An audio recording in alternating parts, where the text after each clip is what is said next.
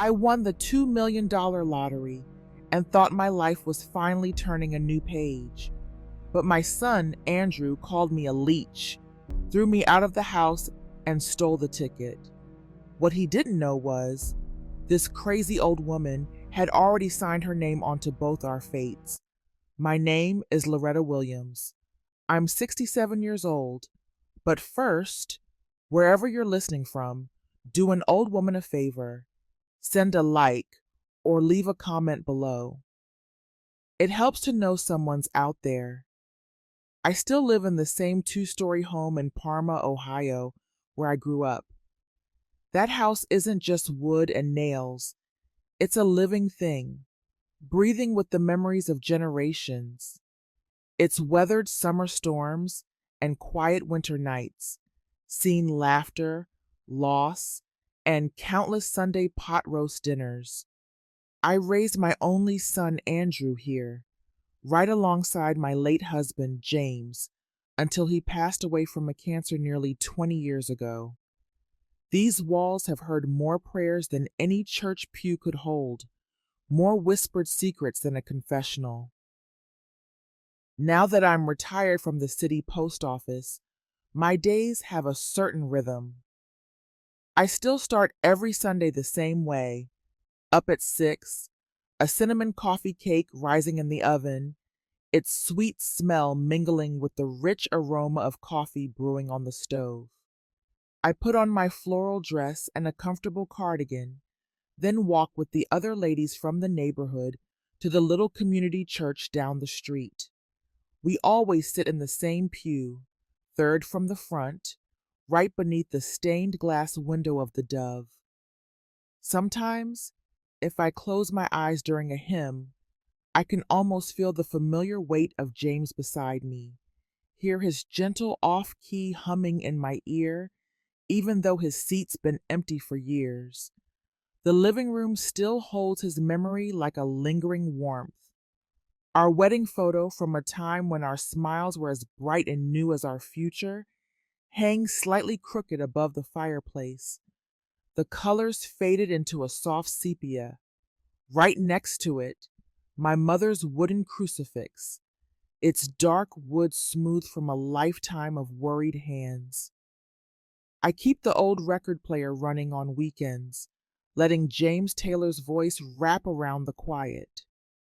James loved "You've Got a Friend." He'd say it was our song.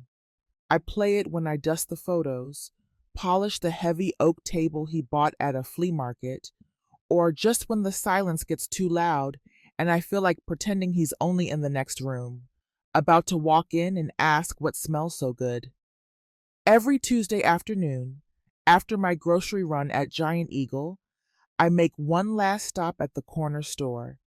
It's not much, a flickering fluorescent sign, shelves packed with things I'd never buy, but it sells lottery tickets, $5 each, a small extravagance. I know what folks might think, an old woman throwing good money at a pipe dream. But for me, it's never really been about the jackpot. It's about hope, distilled into a little slip of paper. It's about giving each week a small secret spark of possibility, a little what if, to carry me through the quiet days. Sometimes, I tell Andrew, back when he actually came to visit for more than 5 minutes, if I hit the jackpot, I'll buy you a proper car, fix up this old back porch, and finally plant those big blue hydrangeas you keep saying look so nice on your Pinterest. He'd just laugh, a short dismissive sound, and change the subject, always too busy for his mother's silly dreams. Last Tuesday was no different. I bought a Mega Millions ticket, letting the machine pick the first few numbers before I carefully filled in the rest. James's birthday, Andrew's, and Jasmine's too. Jasmine is my granddaughter, turning 15 this week. She has James's eyes. I came home, smoothed the ticket flat on the kitchen table, and pinned it to the fridge with my little wooden cross magnet. right next to a faded picture of Jasmine on her first day of school, just like always. I even signed the back and wrote the date with my old postal pen, the ink a little faint. Habit, I guess. After 40 years at the post office, the procedure is etched into my bones. There's something comforting about rituals, about the small, steady things that hold a life together. This Saturday was supposed to be special, a real celebration for Jasmine's 15th birthday, even though Andrew and her mother, Susan, divorced long ago and things were always a little strained. I wanted to make a fuss over her. 15 is a milestone. I went shopping early, feeling a lightness in my step I hadn't felt in a while.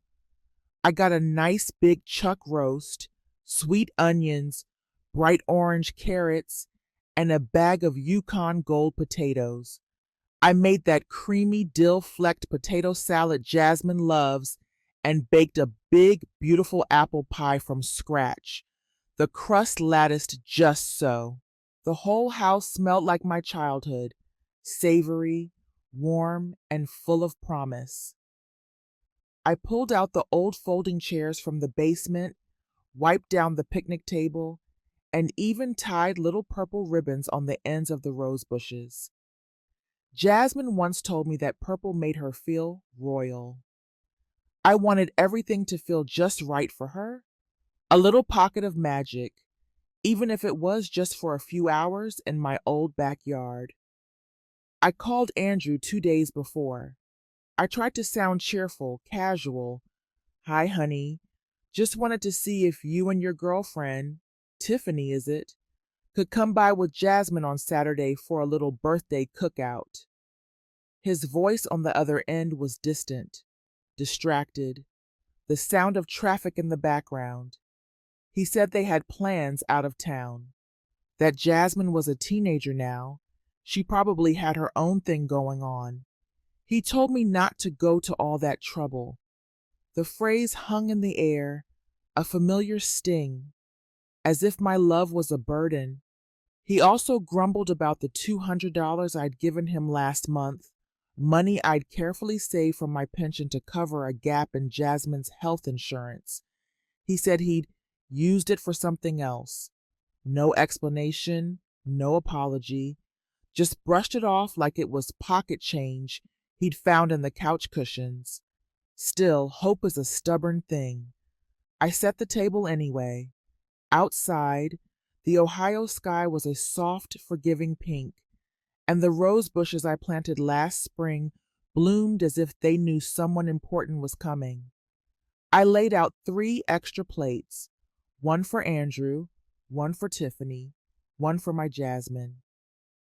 The oven timer buzzed, the pot roast simmered, and the green bean casserole bubbled in its dish.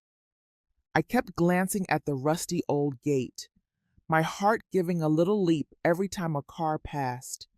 But the sun sank lower, casting long shadows across the lawn. The wind picked up, rustling the leaves. No one came. Just as I was starting to scrape the untouched food into plastic containers, my phone buzzed. A message from Jasmine. Sorry, Grandma. Dad said he had to work. I couldn't get a ride. Happy birthday to me. Love you. I stood there for a long moment, holding the phone, the screen's light illuminating the disappointment on my face. Then I smiled, a tired, tiny smile that didn't reach my eyes. I whispered to the empty yard, Happy birthday, baby girl, and blew an invisible kiss into the cooling air. Back inside, I washed the dishes slowly, methodically. I dried each one with the same worn dishcloth James used to wipe his hands on after mowing the lawn. Then I flipped on the TV, not to watch, just to feel the crushing silence. It happened to be the Mega Millions draw. The familiar jingle played, and the numbers blinked across the screen, one after another. And they looked familiar. My heart gave a painful stutter. I scrambled to the fridge, my hands clumsy as I unpinned the ticket. I stared, my breath catching in my throat. One number, two, three, they all matched. Every last one. $2 million. I didn't scream. I didn't jump. I just sank down onto the couch and let the tears come. Not for the money, but for the sheer, wild, impossible grace of it. In a life that had felt so small and overlooked, something impossibly big had just happened. I looked around the room, at James's photo, at the crucifix, at the dusty corners of a life held together by duty and memory. My hands were shaking when I picked up the phone to call Andrew, because maybe, just maybe, this time he'd listen. After the numbers appeared on the screen, my hands wouldn't stop shaking. I must have checked that little slip of paper 10, maybe 20 times, my eyes tracing the familiar digits. $2 million. The amount was so staggering it felt like a number from a different world. It felt like a miracle. Like James had leaned down from heaven, whispered something to the angels, and they had finally answered. I took a deep breath and called Andrew. The phone rang once, twice. Then he picked up, his voice groggy with sleep and thick with annoyance. "Mom, it's early." My own voice was a breathless whisper. "Andrew, honey, I have good news. We won. I mean, I won the lottery. $2 million. 2 million, Andrew." The line went completely silent. I could hear the hum of the refrigerator, the ticking of the grandfather clock in the hall. "You're serious?" he finally said, all trace of sleep gone from his voice. I let out a shaky laugh, wiping away tears with the back of my hand. "As serious as Sunday service?" He didn't hesitate. "I'll be right there." Less than an hour later, I heard his car, a sporty little thing I couldn't name, screech into the driveway. He didn't come alone. Tiffany, his girlfriend, stepped out with him. She was younger, all sharp angles and flashy clothes, dressed like she was on her way to a nightclub in downtown Cleveland, not her boyfriend's mother's house in Parma. She looked around at the peeling paint on the porch and the overgrown petunias like the whole place offended her. Andrew didn't even say hello. He stormed right in, his eyes scanning the kitchen like a hawk searching for prey. "Where is it?" he demanded. I tried to smile, my heart still fluttering with a nervous, hopeful warmth. I took the ticket from the fridge and held it out, cupped in both my hands as if it were something sacred.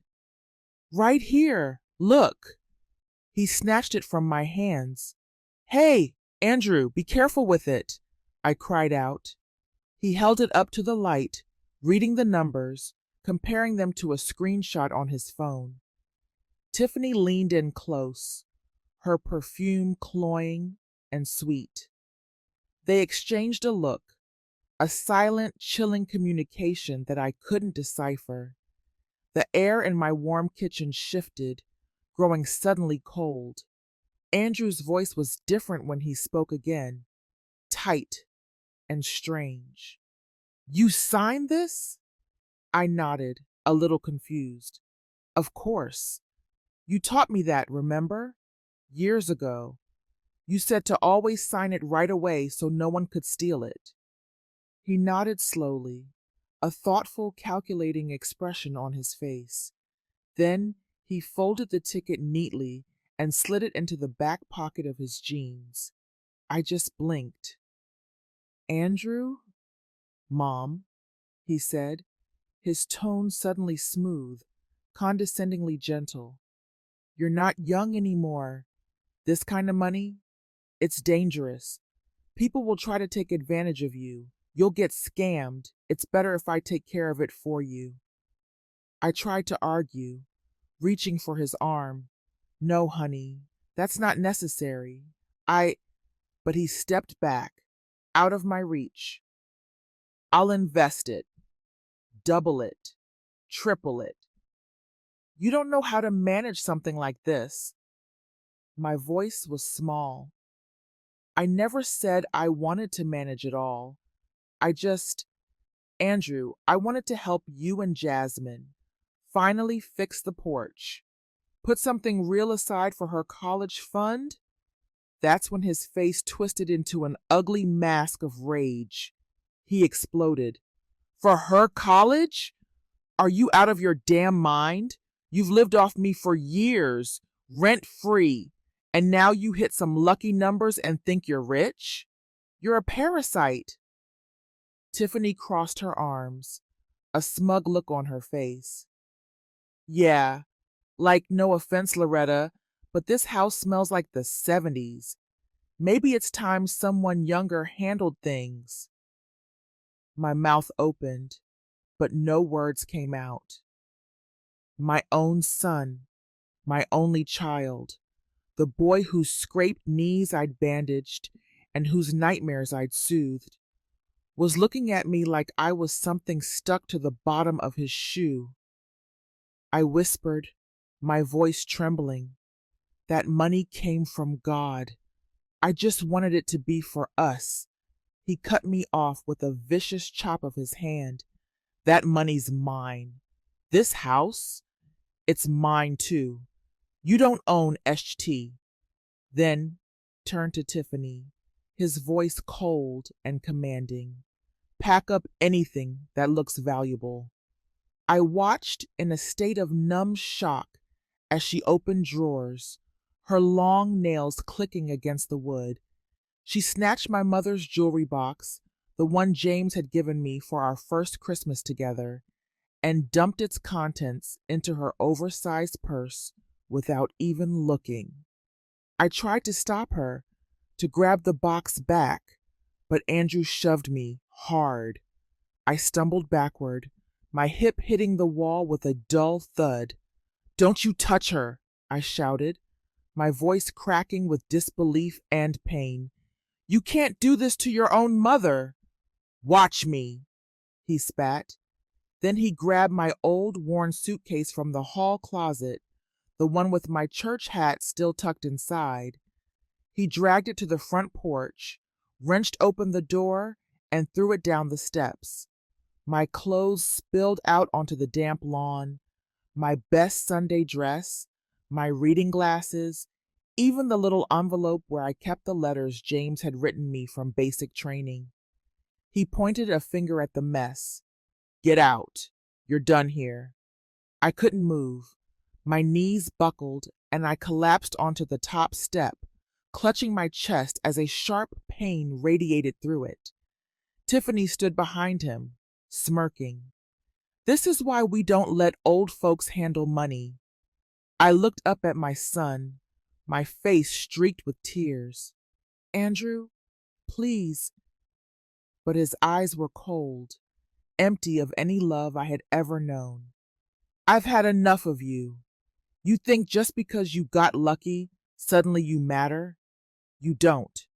You never did. That final cruel sentence broke something deep inside me, some fundamental trust in the world, in the love of a child for his mother. It shattered into a million tiny pieces. I didn't scream. I didn't curse. I slowly, painfully stood up. I picked up what I could, my crumpled sweater, my scuffed church shoes, the framed photo of James that had somehow stayed in the suitcase. Then I walked. I had no plan, no destination. The streets of Parma were gray and empty, my breath clouding the chilly air as the sky darkened into a bruised purple. I walked past the landmarks of a life that no longer felt like mine. The laundromat where I washed Andrew's tiny baby clothes, the corner where James used to wait for the bus home from the factory, the chain link fence where Andrew lost his first tooth while trying to climb it. My body moved on autopilot, but my soul felt like it had been left behind, sitting on those cold porch steps. I finally stopped on a bench outside a shut-down grocery store, its windows boarded up, a faded, grand opening banner still flapping in the wind. I was shivering, lost. From my coat pocket, I pulled out the only two things of value I had left: James's simple gold wedding ring and my old leather-bound diary. The ring felt warm in my palm, as if it remembered me. The diary was just pages now, filled with a life that seemed to belong to someone else. I held them both tight, anchors in a storm. I must have wandered for miles, my old shoes pinching my feet, my thin coat no match for the creeping November cold. Every time a car's headlights swept past, I hoped it would slow down, that a window might roll down, and a kind voice would say, "Ma'am, are you all right?" But no one did. The world rushed by in a blur of red taillights. Nobody saw me. I felt utterly and completely invisible. Hearing this, have you ever felt that way? As if you were standing in a crowded room screaming, but no sound was coming out? Tell me in the comments. I want to know I'm not alone. At one point, I found myself outside the community center where I used to volunteer every Christmas, wrapping gifts for needy children. I remembered the warmth, the laughter, Jasmine dancing in her socks during the holiday parties. That door was locked now, too. I sat on the curb across the street from a shuttered diner, staring at its neon sign that flickered a weak, dying heartbeat.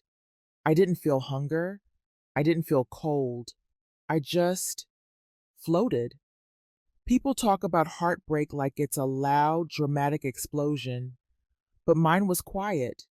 It was a heavy, suffocating thing that sat next to me on that curb, breathing slow and familiar. Somewhere deep inside, a tiny voice, one that sounded a lot like James, whispered, "This isn't the end, Loretta." But I didn't answer. Not yet.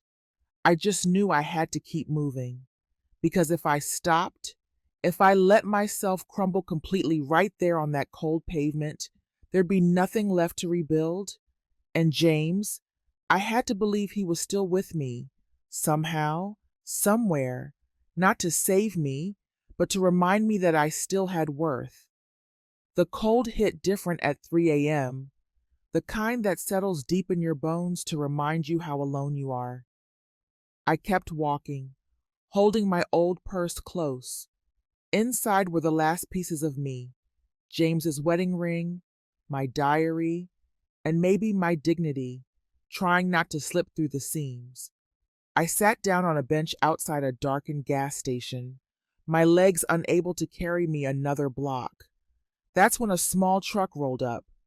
A woman leaned out, maybe my age, wrapped in a thick coat with kind eyes. "You all right, ma'am?"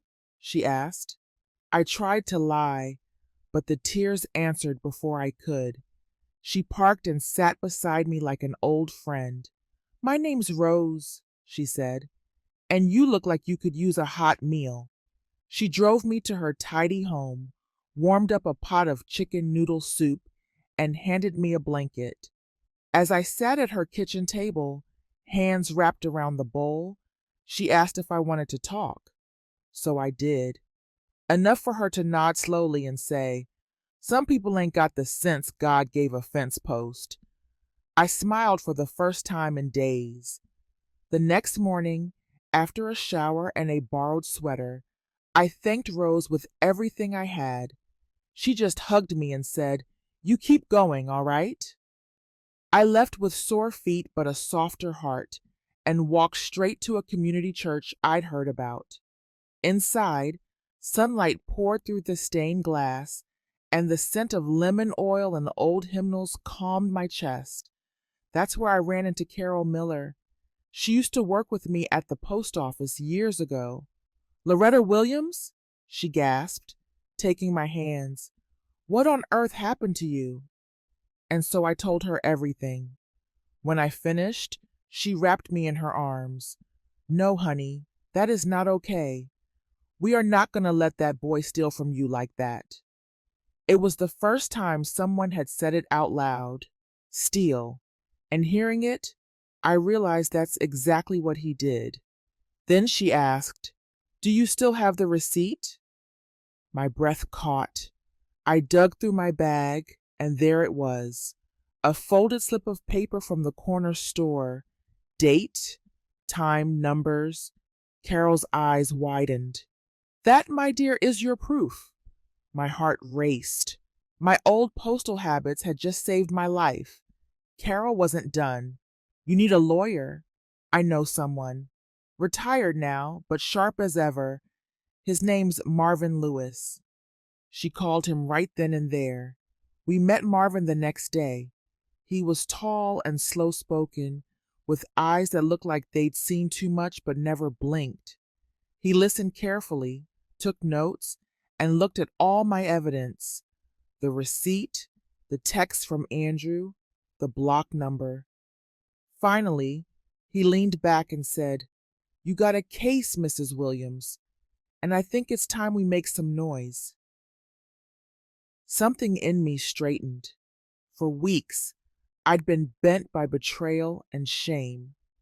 But in that moment, I didn't feel old or broken. I felt firm. I looked at Marvin and said, "That ticket was mine. I signed it, and I want it back." He nodded. "Then let's go get it." That night, I sat on a borrowed cot in the church rec room, my diary open on my lap. I wrote just one sentence: "I will not die quietly, not from age, not from heartbreak, and certainly not from a boy who forgot who taught him how to hold a spoon." James's ring was still in my pocket. I slipped it on. It fit a little looser now, but it still held, just like me. The next morning, I met Carol at the church. She brought me tea, and we sat while I waited for Marvin's call. A few of the women came by and handed me things: a scarf, gloves, a bag with toiletries. No one pitied me. They just saw me. Carol leaned over and whispered, "You're not alone, Loretta. You never were. You just forgot." That nearly broke me more than anything Andrew had said, because it was true. I had forgotten my own worth. Isn't it strange how we can be the last to recognize our own value? When was a time someone else had to remind you of the strength you carried all along? I'd be honored to read your story below. I looked around the room and realized this was family, the ones who show up when the world shuts its door. And somewhere in the quiet, I made myself a promise. I would not just survive this. I would make sure no one like me ever felt erased again. We moved in silence, Marvin and I. This wasn't about emotion anymore. It was about law, strategy, and letting the truth do the talking. The first step was securing the evidence. We got the surveillance footage from the convenience store, showing me buying and signing the ticket. Then Marvin filed for my bank statements.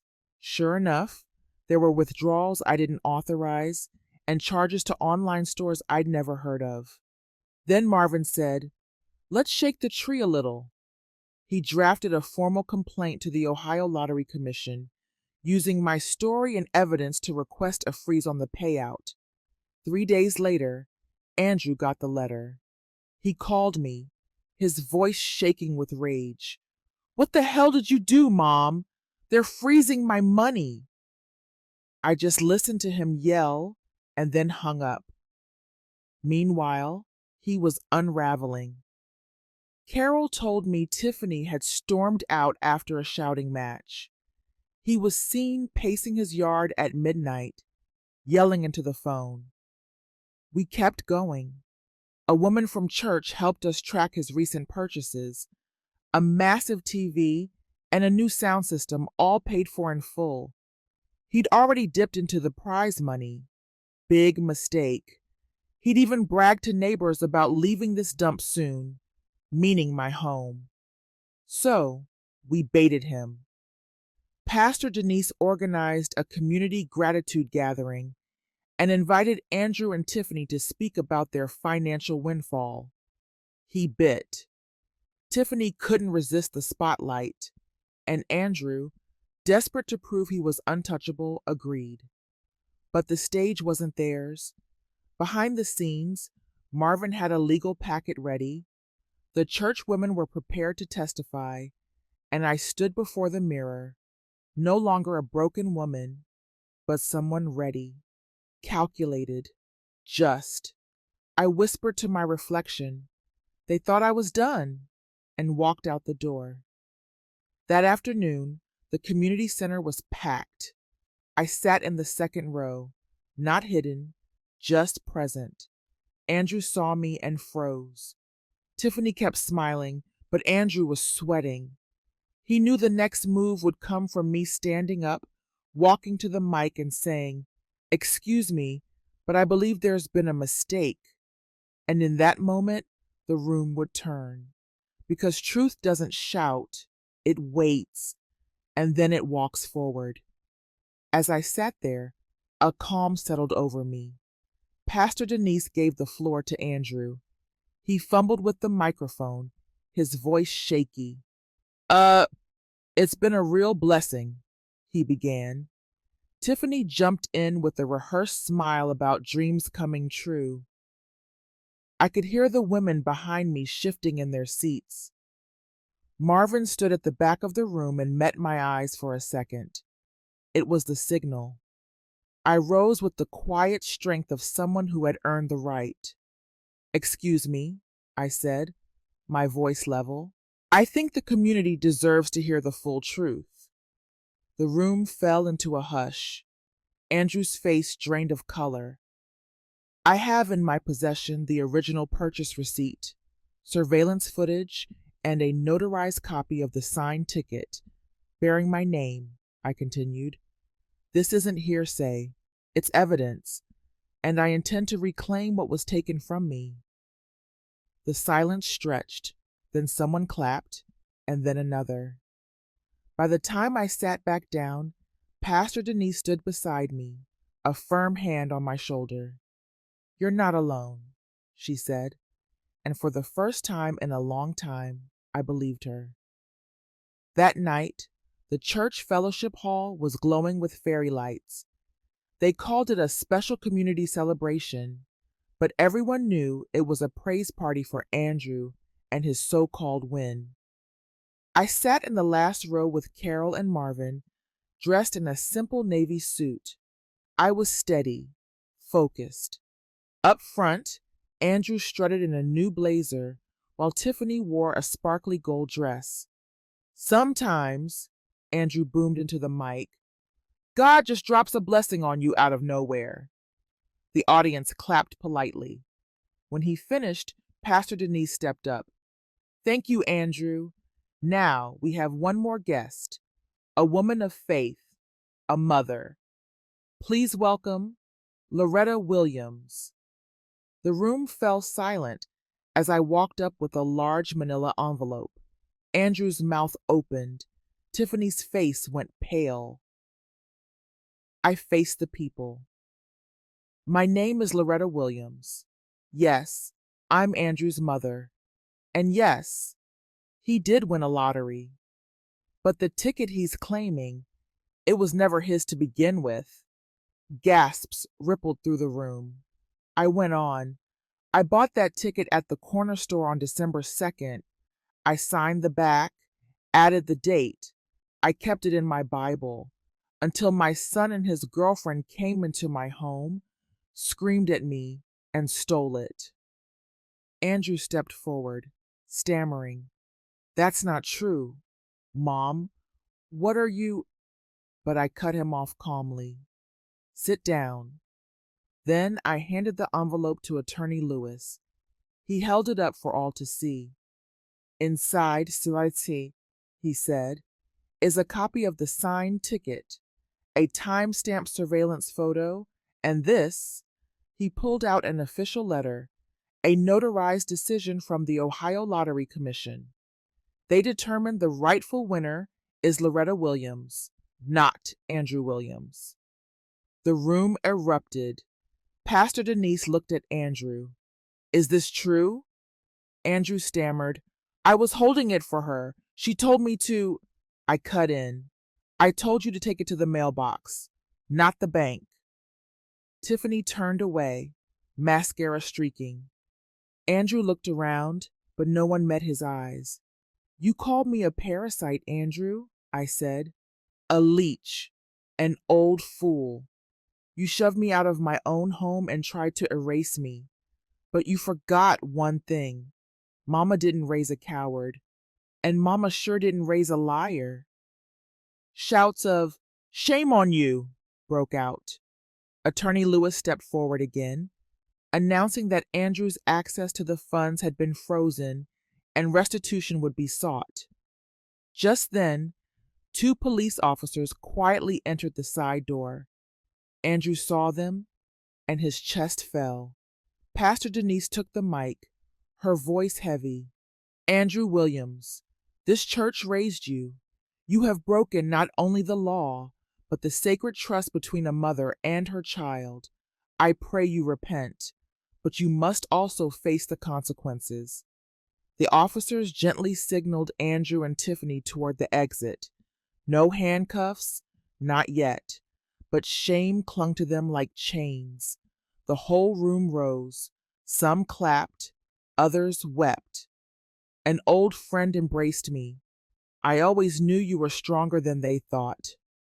But I didn't cry or gloat. I just stood there. One woman, a mother, holding everything that mattered. Later that night, I sat on my porch with a cup of peppermint tea, staring at the stars. The envelope rested on my lap, not for proof, but as a reminder.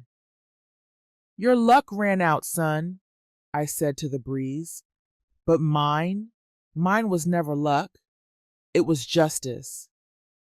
After the storm came a full-bodied quiet, the kind that tastes like Sunday mornings. That's how it felt the day I held that check in my hands. $2 million, my name restored. Marvin, my lawyer, stood beside me, smiling. Most folks thought I'd moved to Miami or Napa, but I stayed right here in Parma, on that same creaky porch swing. Because I didn't win that money for me. I set aside just enough to keep my lights on and fix the roof. The rest, over $1 million, went into a foundation. My foundation, Loretta's Roses, named for the blooms that keep growing even when the soil is rough.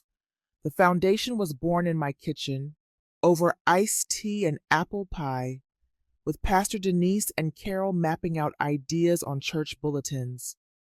We were focused on women like us, older, mothers, the kind who got forgotten the moment they stopped being useful.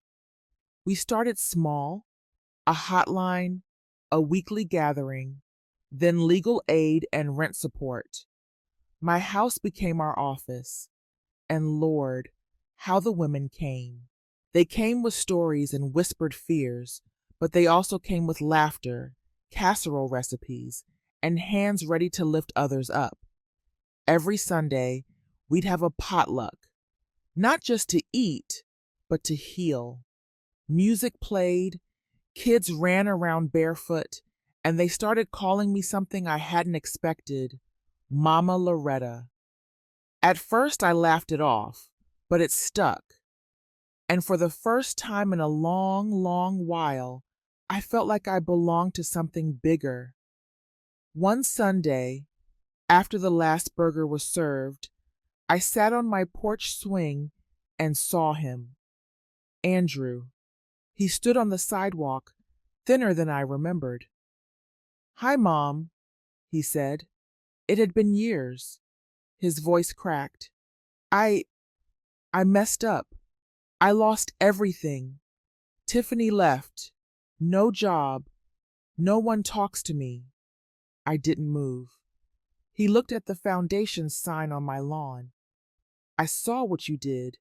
People love you. He looked down. I'm sorry, Mom. I was greedy. I was cruel. I just wanted to say I'm sorry. I took a deep breath. Son, what you did didn't just break my heart. It broke the memory of your daddy. Forgiveness ain't a gift you ask for. It's a life you build toward. If you want to make this right, go help somebody. Serve. Live in a way your daughter won't be ashamed of you. He nodded, then turned and walked away. I didn't call him back, but I left the porch light on. Weeks passed, then months. Loretta's roses kept growing. We got our 501c3, built a website, and even partnered with other women-led organizations. And me? I spent my afternoons tending my rose bushes. Jasmine, my granddaughter, sometimes came by. She'd help me water the plants, then crawl into my lap. Mama Loretta, did you help all of them? She'd ask. I'd smile. They helped me too, baby.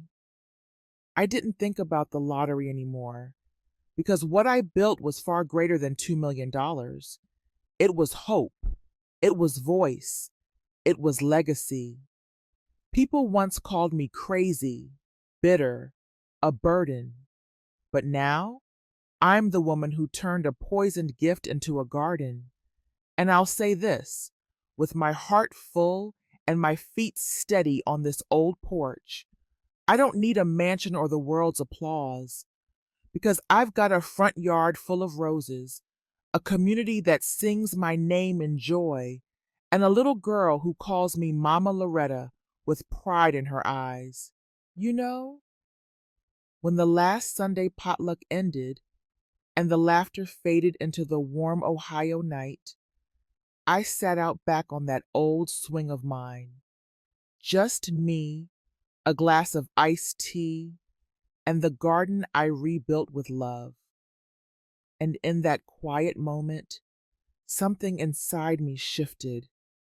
Because after all the noise, after courtrooms and cameras and checkbooks, what I wanted most was to listen. I know, sometimes when we sit together like this, stories just flow out like a stream.